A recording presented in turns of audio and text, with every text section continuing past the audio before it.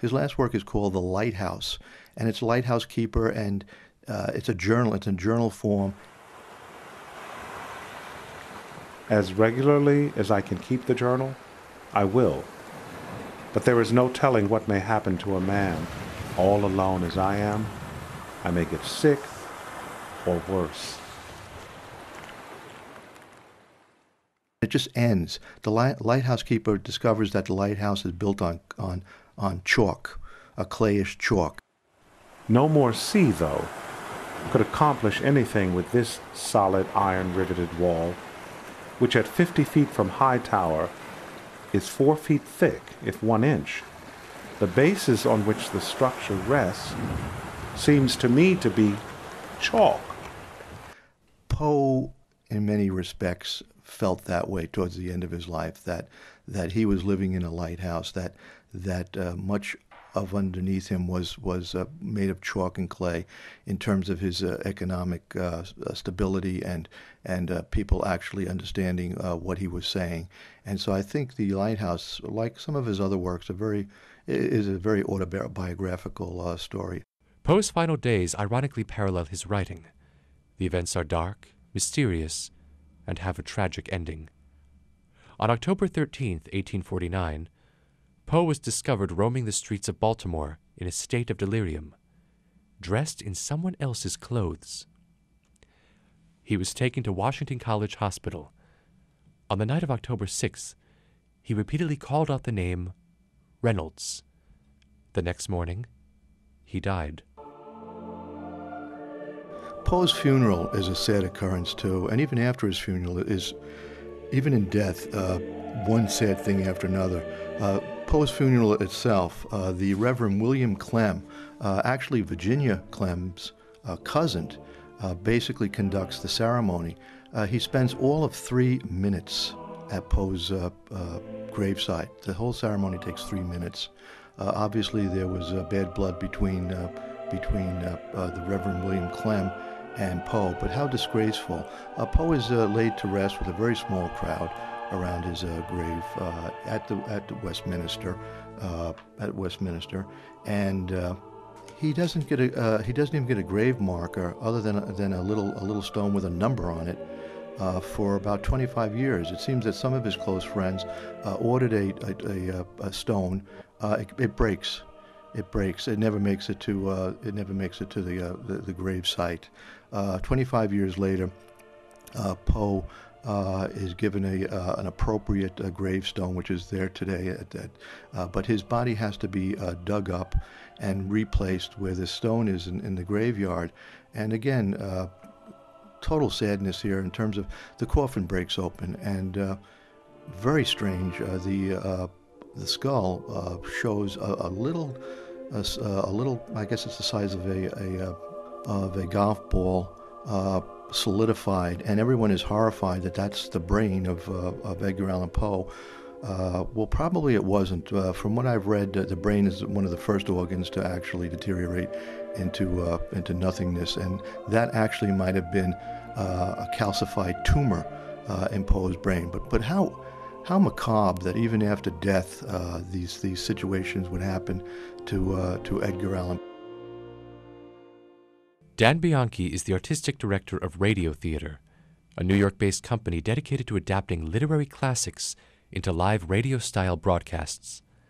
For Poe's Bicentennial, the company has dedicated the entire season to the works of Poe. Dan Bianchi. Realizing that the bicentennial of Edgar Allan Poe was approaching, I thought we'd celebrate theatrically in New York City, one of his hometowns, and noticing that other of the big cities where he had resided, from Philadelphia to Richmond to Baltimore to Boston, were all holding year-long celebrations. I thought we'd be part of a big celebration here in New York City, where he lived uptown, downtown, East Side and West Side. One of his homes is still standing as a museum up in the Bronx. And I had anticipated that there would be celebrations all over the place. But as it seems, we may be the only one year-long celebrating Edgar Allan Poe in New York City. Edgar Allan Poe had many enemies in his lifetime. But one particular enemy continued to plague Poe after death.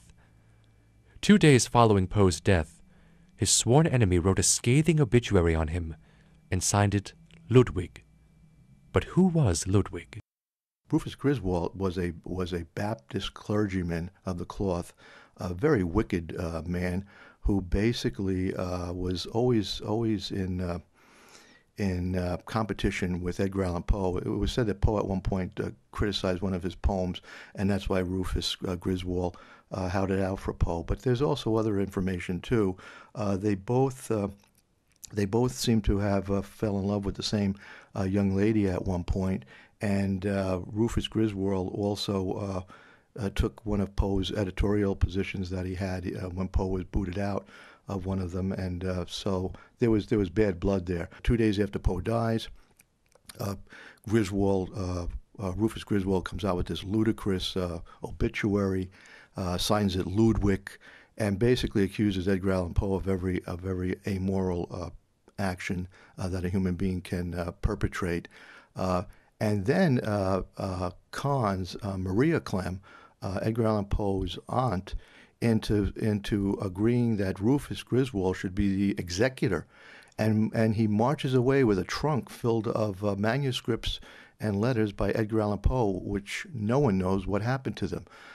He then basically writes some volumes of Poe's works and never gives a cent to Maria Clem. She ends up begging for money to buy bread. Stephen King, Joyce Carol Oates, Charles Baudelaire, Jules Verne, Sir Arthur Conan Doyle.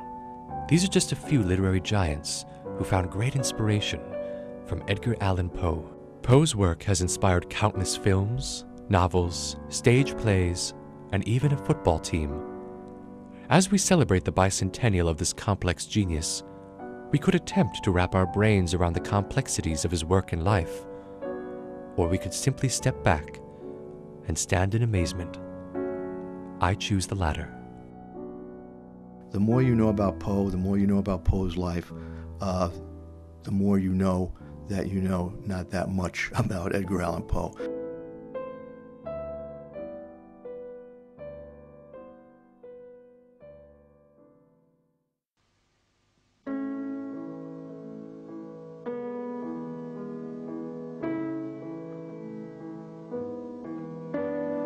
Poe, A Celebration, an original radio documentary, was written and narrated by James Rana. Dramatic narration by Michael Early, with Chester Schnepf, Professor of Humanities at Gateway Community College in New Haven, Connecticut. Howard Rose, Proprietor of Briar Rose Books in Teaneck, New Jersey. Joy Blakeslee, Tour Guide at the Poe Cottage in Bronx, New York. And Dan Bianchi, Artistic Director of Radiotheatre in New York City. The program was engineered by Michael Skeffington at the WFDU studios on the Teaneck campus of Fairleigh Dickinson University. For further information or to receive a copy of Poe, A Celebration, contact WFDU, 1000 River Road, Teaneck, New Jersey, 07666.